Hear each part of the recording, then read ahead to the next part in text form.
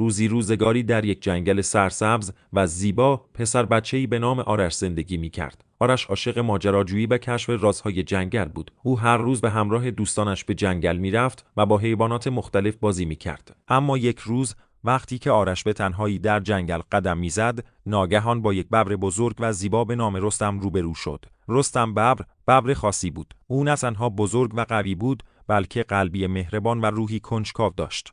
آرش ابتدا از دیدن رستم ترسید، اما وقتی که ببر به آرامی به او نزدیک شد و با چشمانش به او نگاه کرد، ترسش به سرعت تبدیل به کنجکاوی شد. آرش و رستم به تدریج با هم دوست شدند. آرش هر روز به جنگل میرفت و با رستم بازی میکرد. آنها با هم به کاوش در جنگل میپرداختند و رازهای آن را کشف میکردند. رستم به آرش نشان داد که چگونه میتواند با حیوانات دیگر ارتباط برقرار کند و آرش هم به رستم یاد داد که چگونه میتواند از زیبایی‌های طبیعت لذت ببرد. یک روز در حین کاوش آنها به یک غار قدیمی و تاریک رسیدند.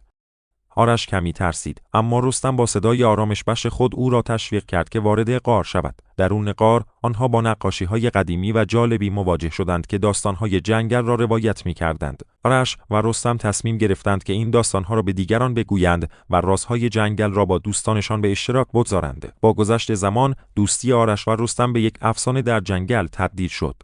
همه حیوانات و بچه‌های روستا به آنها گوش می‌دادند و از داستان‌هایشان لذت می‌بردند. آنها یاد گرفتند که دوستی و همکاری می‌تواند هر ترسی را از بین ببرد و رازهای زیبای زندگی را کشف کند. آرش و رستم به ماجراجویی‌های خود ادامه دادند و هر روز چیزهای جدیدی یاد می‌گرفتند. آنها فهمیدند که دوستی واقعی هیچ مرزی ندارد و می‌تواند در هر شرایطی شکوفا شود و این گونه داستان دوستی ببر و پسر بچه به یکی از زیباترین داستان‌های جنگل تبدیل شد که نسل‌ها بعد از آنها هم به یاد خواهند آورد. این داستان نشان می‌دهد که دوستی می‌تواند در هر جایی و با هر کسی شکل بگیرد، حتی با یک ببر. امیدوارم از این داستان لذت برده باشی.